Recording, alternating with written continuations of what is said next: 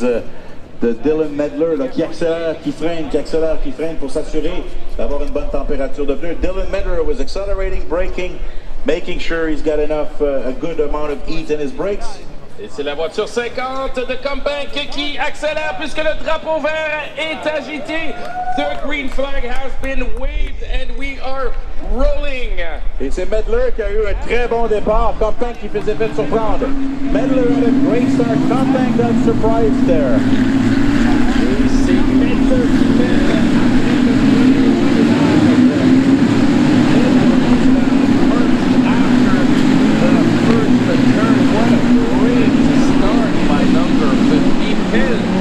Départ par le numéro 15. Oui. Alors, je ne sais pas s'il a peut-être anticipé ou c'est Combank qui s'est fait surprendre parce que le drapeau under the brakes is that. Oh, et on a une autre voiture qui a dérapé tout droit.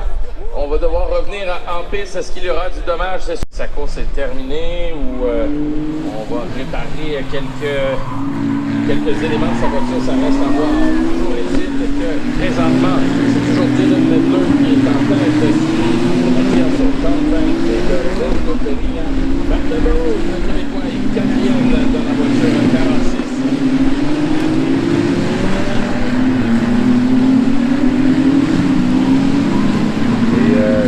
Medler qui est plus rapide, c'est presque une seconde plus rapide pour Combank lors du dernier tour.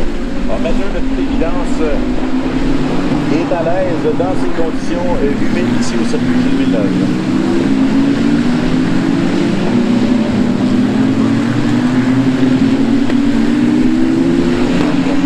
Voiture de milieu de peloton. Il y a quand même des batailles intéressantes en milieu de peloton.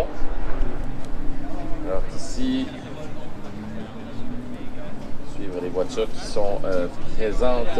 Il y avait une belle bataille un petit peu plus tôt entre McWilliams et Chosky, la voiture 173 ainsi que la voiture 123. Et c'est exactement ce qu'on voit en ce moment, alors que McWilliams tente d'acquérir la 14e position sur Chosky dans la voiture 173. Alors, tout est une question de bien sortir du virage précédent. Et là, on arrive au virage en épingle. Semble un peu loin pour tenter une manœuvre. Mettre l'emphase sur une bonne accélération à la sortie du virage. Il faut remarquer aussi que les pilotes se tiennent loin des vibreurs, alors que généralement sur piste sèche, on va attaquer les vibreurs de façon assez importante. Lorsque c'est mouillé, on se tient un peu loin de tout ce qui est peinturé. Parce que lorsque la peinture est humide, le caoutchouc des pneus, ça rend les choses très glissantes. Et en avant, on suit Chosky qui, lui, cherche à acquérir la 13e place, celle de Horeski. Donc, quand même une bataille à 3 presque, c'est très serré. Parce que c'est une petite erreur et on peut se faire dépasser à cette distance-là. So as I was saying in French, we see, for those of you that were with us earlier this weekend, typically you see these cars attacking the curbs quite aggressively when it's dry. You'll notice that when it's wet, where they're kind of staying away from the curbs, a little bit on some of them at low speed stuff. When we see it on the exit here, there's a reason for that. Because the curbs, and the only thing that's speeded, when the track is wet and you put rubber, see the difference in it's 0.6, donc moins de seconde à 0,6. Et on l'a dit, Roberto Peña is now 2 seconds away from Combank second, and that's something that we see very often in a race when two drivers are fighting. The following driver very often can take advantage of that fight right in front of him, and that's what we're seeing from Roberto Peña. Et c'est ce qu'on voit de Roberto Peña lorsque deux pilotes se battent à l'avant. Ben, le troisième, très souvent, il y a un troisième pilote qui tente d'en profiter. Et là, on le voit avec Roberto Peña. On se bataille, on se ralentit. Hein? Et là, ça permet au pilote qui suit, qui est en mesure d'avoir la trajectoire idéale, de pouvoir venir se joindre à la bagarre. Alors qu'un pilote qui a fait une sortie de piste, ça c'est dans le virage 5, très rapide. C'est la voiture de Walters. Espérant qu'il puisse continuer, mais il y a du dommage à l'arrière. Est-ce qu'il y aura un drapeau jaune dans ce séquence? Est-ce qu'il y aura un drapeau jaune et une voiture de sécurité? C'est à suivre. En tout cas, s'il y a une voiture de sécurité, ça va rajouter encore plus à cette course. Et dramatique de cette course. Ouais, le seul problème, c'est qu'avec 6 minutes à faire, en espérant qu'il pourra Rentrer. pourra continuer, là, peut-être qu'il se mettait sur le côté pour laisser la place aux autres pilotes. Alors qu'aux avant-postes, il y a de la bagarre pour la victoire. Et c'est une bagarre à 3 maintenant. It's now a 3-car race for the first place between Medler, Compaq et Peña. Et est-ce qu'il y aura un dépassement dans le premier virage? Oui, c'est Compaq qui passe à l'avant. Compaq is now in the first curve. What a takeover. Est-ce qu'il pourra rester en piste maintenant dans le virage numéro 2? C'est ce qu'on voit. Medler is now second, followed by Peña, who is trying to take advantage of the fight in front of him. Oui, le travail de Compaq, c'est de prendre de large le plus rapidement possible, en espérant que Peña se chamaille un peu plus longtemps avec Medler. De cette façon-là, avec Compaq va avoir la beauté, c'est que le virage est maintenant, la voiture qui avait eu un accident avec plein de dérapage a libéré l'espace.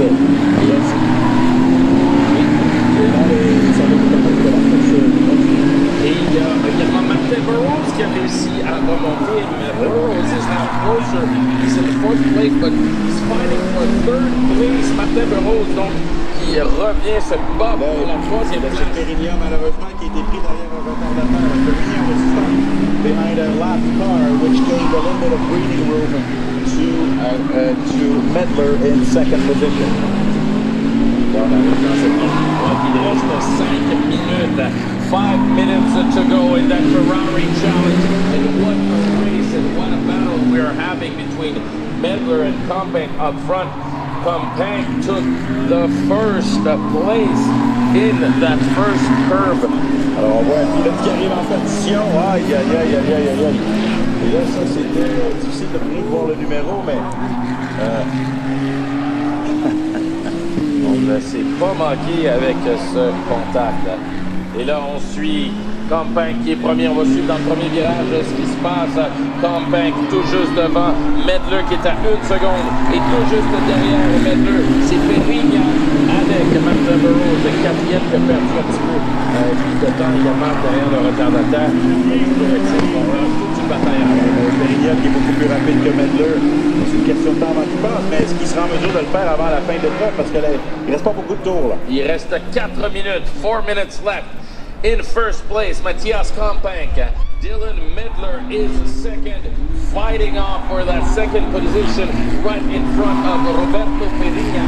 This will be a good fight till the end. If he can stay on track with less than 4 minutes left, Peña qui attaque fortement Medler.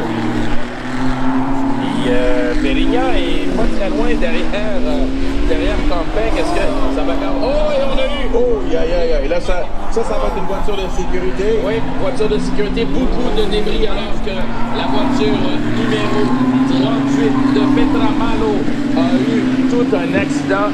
Alors que... c'est dans le virage numéro 5, probablement l'arrière qui s'est dérobé.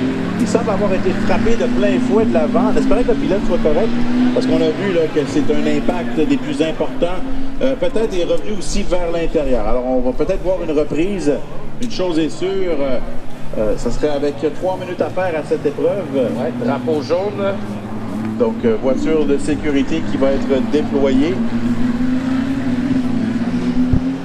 Ça signalera la fin de la course puisqu'il reste moins de 3 minutes.